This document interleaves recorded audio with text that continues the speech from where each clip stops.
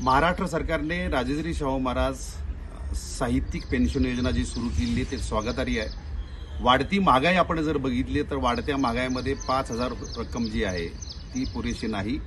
सरकारने 30,000 रुपये प्रतिमाह पेन्शन योजना जी आहे त्याच्यामध्ये वाढ करावी।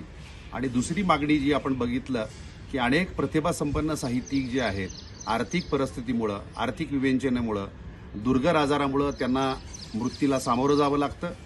खरं तर महाराष्ट्र सरकारने सगळ्या साहित्यिकांना आणि त्यांच्या कुटुंबियांना खरं तर वैद्यकीय संरक्षण दिलं पाहिजे, मोफत वैद्यकीय सगळ्या सुविधा उपलब्ध करून दिल्या पाहिजेत, ही प्रामुख्याने खरं तर मागणी आहे।